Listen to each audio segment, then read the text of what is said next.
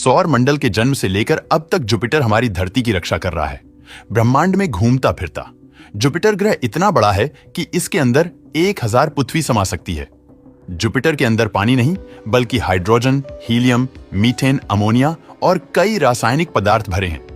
Jupiter पर दिखने वाली ये खूबसूरत संरचनाएं असल में इस पर चलने वाले भयानक तूफान हैं। लेकिन सवाल है कि आखिर इन सुंदर रचनाओं के पीछे यानी जुपिटर के अंदर क्या मौजूद है? कैसी है बृहस्पति के अंदर की दुनिया? दोस्तों, इससे पहले कि हम जुपिटर के अंदर जाएं, मैं आपको पहले ही बता देता हूं कि जुपिटर के अंदर काफी ज्यादा है, टेम्परेचर है और जुपिटर पे ऑक्सीजन बिल्कुल भी नहीं है। इसीलिए हम अपने ऑक्सीजन सिलेंडर को भी अपने साथ ले आए हैं। आगे बढ़ने से पहले एक बात बता दूं कि जुपिटर पर एक भयानक ग्रेट रेड स्पॉट भी मौजूद है, पर हमें इस ग्रेट रेड स्पॉट के अंदर बिल्कुल भी नहीं जाना है। ये रेड स्पॉट एक भयानक तूफान है जो पिछले 400 सालों से जुपिटर पर चल रहा है और इसमें हमारी पूरी पृथ्वी समा सकती है। ये भयानक तूफान जुपिटर के 600 किलोमीटर अंदर की गहराई तक चलता रहता है। अगर हम इसके अंदर गए तो हम हमेशा के लिए इसी में चक्कर काटते रह जाएंगे। इसलिए हम डायरेक्ट जुपिटर के अंदर लैंड करेंगे। दोस्तों, जुपिटर पूरा गैस से बना एक प्लेनेट है। अब हम बृहस्पति ग्रह के अंदर जा रहे हैं, लेकिन असल में बृहस्पति खुद हमें खींच रहा है और लगातार हमारी स्पीड बढ़ती ही जा रही है। हमें इंजन ऑफ कर देना चाहिए दोस्तों। हम जुपिटर के अंदर उसकी पहली लेयर से गुजर रहे हैं और हम यहाँ पर सफेद अमोनिया के बादलों के अंदर से जा रहे हैं। भले ही हम इस गैस से गुजर रहे हों, लेकिन इतनी स्पीड में इस गैस से गुजरना दीवार से टकराने जैसा ही है। अगर इस समय आपको बाहर छोड़ दिया जाए तो यहाँ मौजूद अमोनिया की वजह से आपकी आंख, नाक और गला काफी तेज जलना स्टार्ट हो जाएगा और आप अंधे भी हो सकते हैं।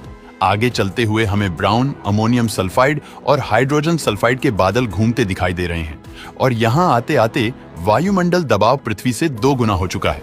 जैसे जैसे हम आगे बढ़ते हैं वैसे वैसे यहाँ का नजारा भूरे रंग का होने लगा है और अब धीरे धीरे यहाँ पर लाइट खत्म होती जा रही है और टेम्परेचर भी काफी बढ़ता जा रहा है।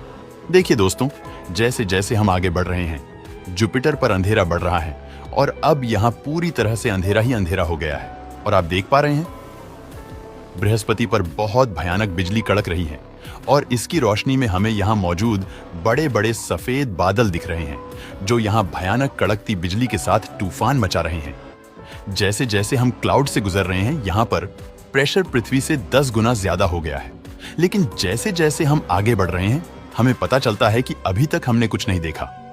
अभी तक तो हम आराम से आ गए, लेकिन हमारी असली धज्जियां अब उड़ने वाली हैं दोस्तों। हम इस वाटर आइस क्लाउड को पार कर चुके हैं और काफी ज्यादा प्रेशर बढ़ चुका है और यहाँ पर अब टेम्परेचर 300 डिग्री सेल्सियस हो चुका है। आगे बढ़ते हुए हम देख पा रहे हैं कि जुपिटर की ग्रेविटी अब हमें नीचे नहीं खींच रही। लेकिन दोस्तों, इसके आगे क्या है ये जानने के लिए अब हमें अपने स्पेसशिप का इंजन ऑन करना होगा।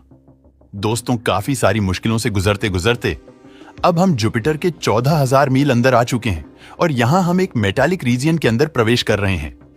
यहाँ का प्रेशर पृथ्वी पर लगने वाले प्रेशर से 20 लाख गुना ज्यादा है और इतने ज्यादा प्रेशर ने यहाँ पर हाइड्रोजन गैस को भी इतना दबा दिया है कि ये हाइड्रोजन गैस यहाँ पर एक लिक्विड मेटल बन चुकी है। दोस्तों, हम आपको बता दें कि जुपिटर की मैग्नेटिक फील्ड भी इसी लिक्विड मेटल की वजह से होती है। अब इस जगह टेम्परेचर बढ़ता जा रहा है और बढ़ते बढ़ते ये जगह सूरज की सरफेस से भी ज्यादा गर्म हो चुका है और ये हाइड्रोजन मेटल भी धीरे धीरे ग्लो करके पूरे वातावरण को उजाले से भर रहा है। लेकिन दोस्तों, इतने उजाले में हमें कुछ भी दिखाई नहीं दे रहा क्योंकि यहाँ हर जगह उजाला ही उजाला है, जिस वजह से हम कुछ नहीं देख पाएंगे। अब हम जुपिटर के काफी अंदर आ चुके हैं, काफी देर तक इस खाई में डूबते डूबते अब हम फाइनली जुपिटर की सॉलिड सरफेस पर पहुंच चुके हैं। फाइनली दोस्तों, हम वहां पहुंच चुके हैं जहां आज तक कोई नहीं जा पाया।